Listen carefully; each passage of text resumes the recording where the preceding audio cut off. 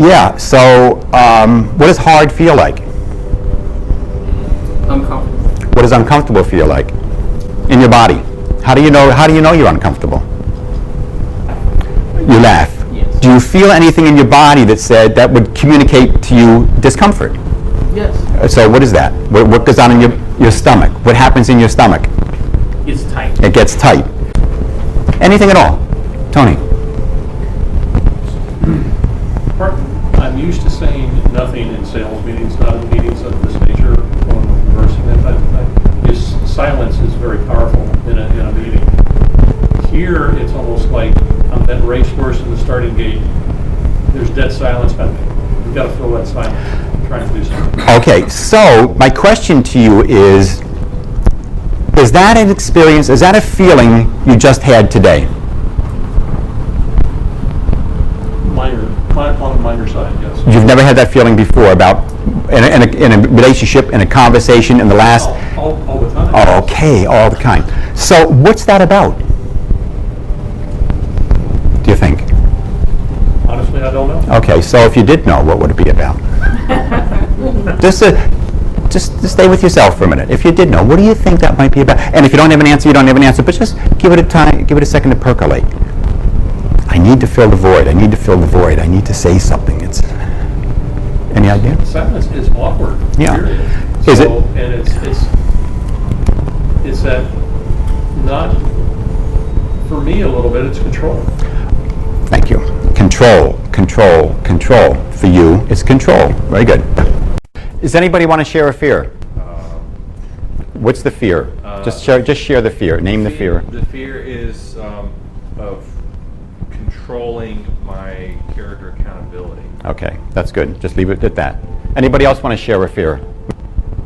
Be brave. Larry. Loss of financial security. Loss of financial security. Okay. Anybody else?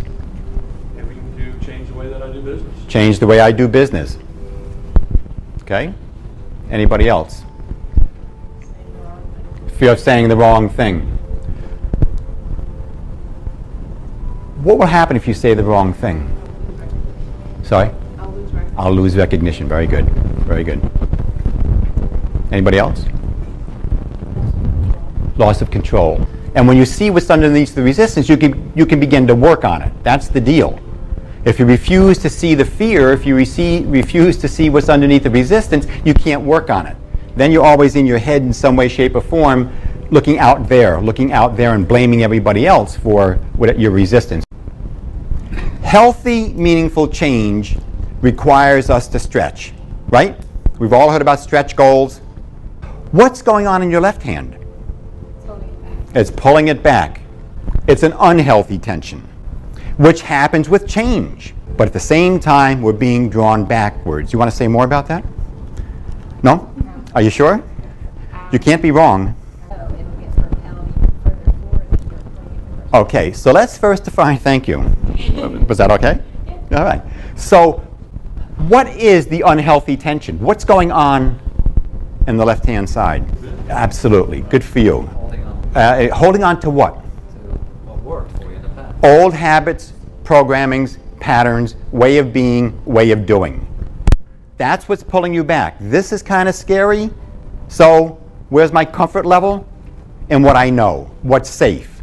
Old habits, old programming, old patterns. That's the basic reason that change is so difficult for people. They don't want to leave their comfort zone.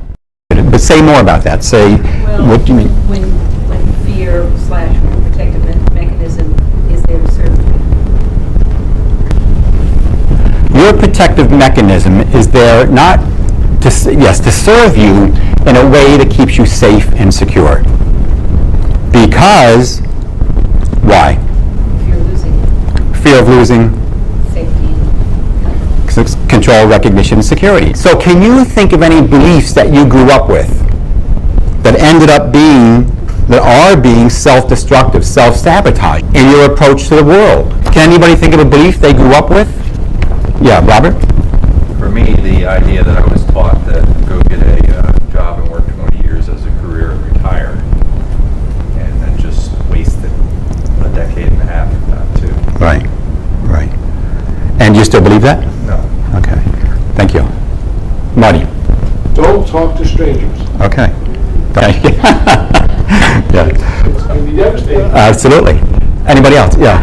I learned that you should never say anything unpleasant to anyone else. Right. Don't tell them they're doing something wrong. You know, that would be very polite. Right. And do you still follow that?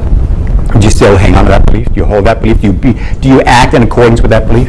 No, but it's really still very difficult for me if I have to tell somebody something that is unpleasant. Right. So what's the difficulty?